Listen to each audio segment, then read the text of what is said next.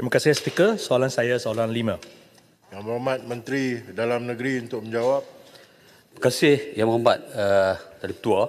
Sahabat saya Yang Berhormat Raub. Ada dua bahagian dalam soalan ini Yang Berhormat. Bagi menjawab bahagian A, satu penganjuran atau penyertaan perhimpunan aman dan tanpa senjata oleh warga negara. Undang-undang yang diguna pakai adalah berpandukan kepada Akta Perhimpunan Aman 2012, Akta 736. Melalui akta ini, penganjur dikendaki mengemukakan pemberitahuan kepada pihak polis di Raja Malaysia dalam tempoh 5 hari sebelum tarikh perhimpunan. PDRM bertanggungjawab mengambil apa-apa langkah sebagaimana yang difikirkan perlu untuk memastikan perhimpunan yang dikendalikan dengan teratur mengikut Akta 736 dan mana-mana undang-undang yang bertulis yang lain.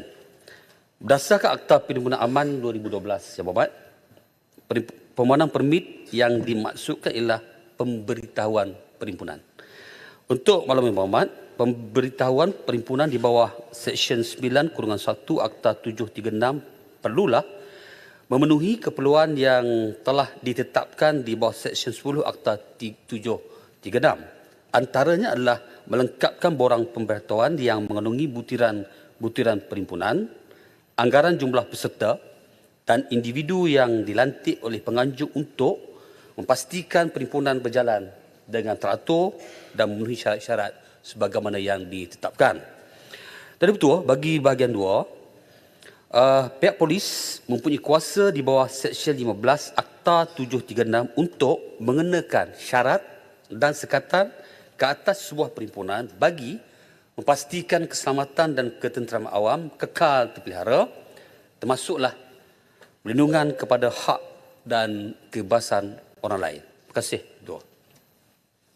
Soalan tambahan Yang Berhormat Raub. Soalan tambahan saya adalah pada hari bulan 7 September 2024, sekumpulan pekebun durian Raub ingin mengadakan perhimpunan aman dan telah serahkan notis perhimpunan 8 hari sebelum perhimpunan. Tetapi Ketua Polis Daerah Raub menyatakan tiada kebenaran diberi kerana notis tidak dihantar 10 hari sebelum perhimpunan. Dan polis juga menyerukan orang awam supaya tidak menghadiri perhimpunan itu. Soalan tambahan saya adalah, mengapa masih ada sesetengah ketua polis daerah tidak menyedah perubahan notis perhimpunan telah diubah dari 10 hari ke 5 hari sebelum perhimpunan?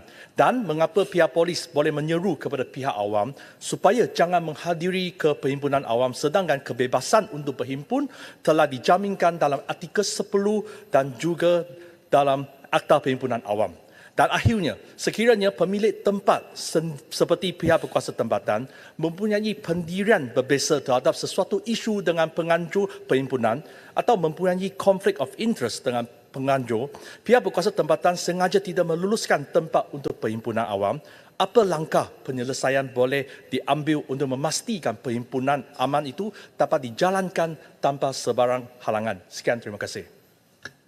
Yang Berhormat Menteri. Berhormat kepada Ketua, saya tidak ada maklumat spesifik mengenai kes yang dimaklumkan tadi. Saya akan bagi secara bertulis maklumat kenapa perhimpunan itu tidak dibenarkan. Apapun, saya nak sebut bahawa kerajaan memberi hak dan kebebasan bersuara kepada rakyat di semua peringkat. Namun, kebebasan itu mestilah mematuhi peraturan-peraturan yang ditetapkan.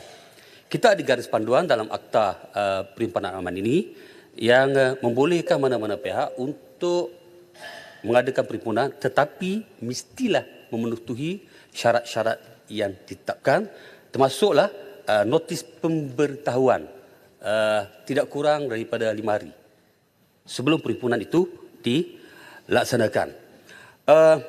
Saya nak sebut di sini bahawa Yang Umat tadi sebut bahawa soal-soal kebebasan. Saya nak sebut bahawa perkara 10-1-B Perlembagaan Persekutuan menjamin hak kebebasan bersuara dan berhimpun. Dia bukanlah bersifat absolut, yakni bersifat mutlak. Perkara 10-2-B menggariskan bahawa Parlimen boleh melalui undang-undang mengenakan ke atas hak yang diberi oleh perenggan B, kurungan B fasa 1, apa-apa sekatan yang dapati perlu dan sesuai manfaat demi kepentingan keselamatan persekutuan atau mana bahagiannya atau ketenteraan awam. Maksudkan Akta Perhimpunan Aman 2012 apa? Adalah berpandukan kepada perkara 10 kurungan 2 B PP ini. Ia bertujuan untuk mengekalkan ketenteraan awam dan dalam konteks perhimpunan aman, ia bagi mengelakkan kejadian yang tidak diingini berlaku semasa perhimpunan berlangsung.